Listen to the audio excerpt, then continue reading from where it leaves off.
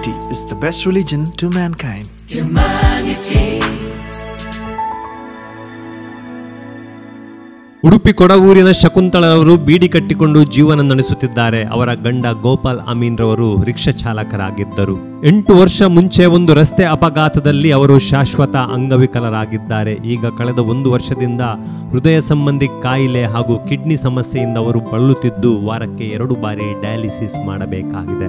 ಇವರಿಗೆ 2 ಹೆಣ್ಣು ಮಕ್ಕಳು, ಒಬ್ಬಳಿಗೆ ಮದುವೆ ಆಗಿದೆ, ಇನ್ನೊಬ್ಬಳು ಕೆಲಸ ಮಾಡಿಕೊಂಡಿದ್ದಾಳೆ. ಆದರೆ ಆದಾಯ ಕಡಿಮೆ. 5 ಸೆಂಟ್ಸ್ ಜಾಗದಲ್ಲಿ ಹಂಚಿನ ಮನೆಯಲ್ಲಿ ಇವರ ವಾಸ. ವಯಸ್ಸಾದ ತಾಯಿಯವರು ಕೂಡ ಮನೆಯಲ್ಲಿದ್ದಾರೆ. ಗೋಪಾಲ್ ಅಮೀನ್ ರವರ ಚಿಕಿತ್ಸೆಗೆ ಈಗಾಗಲೇ ಹಲವು ಲಕ್ಷ ರೂಪಾಯಿ ಖರ್ಚಾಗಿದೆ. ಇನ್ನೂ ಹಲವು ಲಕ್ಷ ರೂಪಾಯಿಗಳು ಬೇಕಾಗಿದೆ. ಇವರ ಪರಿಸ್ಥಿತಿಯನ್ನು ಅರಿತು ಹ್ಯುಮ್ಯಾನಿಟಿಯ ವತಿಯಿಂದ ರೂಪಾಯಿ 1 ಲಕ್ಷವನ್ನು ಹಸ್ತಾಂತರಿಸಲಾಗಿದೆ. ಉಡುಪಿ ಹೆಮ್ಮಾಡಿಯ ದೇವಿಯವರ ಕುಟುಂಬ ಬಾಡಿಗೆ ಮನೆಯಲ್ಲಿ ವಾಸಿಸುತ್ತಿದೆ. ದೇವಿಯವರು ಕೂಲಿ ಕೆಲಸ ಮಾಡಿಕೊಂಡಿದ್ದಾರೆ. ಅವರಿಗೆ 4 ಮಂದಿ ಮಕ್ಕಳು.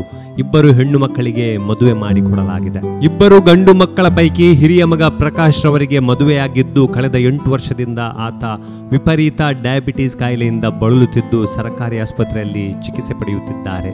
ಇನ್ನೊಬ್ಬ ಮಗ ಪ್ರವೀಣ್ ಚಿಕ್ಕಂದಿನಿಂದಲೂ ಪೀಟ್ಸ್ ರೋಗದಿಂದ ಬಳಲುತ್ತಿದ್ದು ಸ್ವಲ್ಪ ಬುದ್ಧಿಮಾಂದ್ಯ ಲಕ್ಷಣದಿಂದ ಆತ ಶಾಲಾ ಮೆಟ್ಟಿಲನ್ನೇ ಹತ್ತಿಲ್ಲ.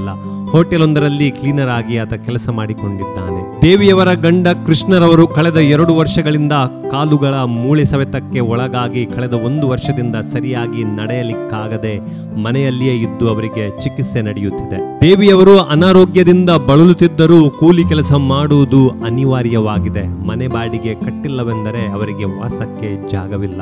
ಜಾಗಕ್ಕಾಗಿ ಸರ್ಕಾರಕ್ಕೆ ಮನವಿ ಸಲ್ಲಿಸಿದರೂ ಇಷ್ಟರವರೆಗೆ ಸ್ಪಂದನೆ ಬಂದಿಲ್ಲ. ಈ ಕುಟುಂಬದ ಪರಿಸ್ಥಿತಿಯನ್ನು ಅರಿತು ಹ್ಯುಮ್ಯಾನಿಟಿಯ ವತಿಯಿಂದ ರೂಪಾಯಿ 50,000ವನ್ನು ಹಸ್ತಾಂತರಿಸಲಾಗಿದೆ. Humanity is the best religion to Mankind.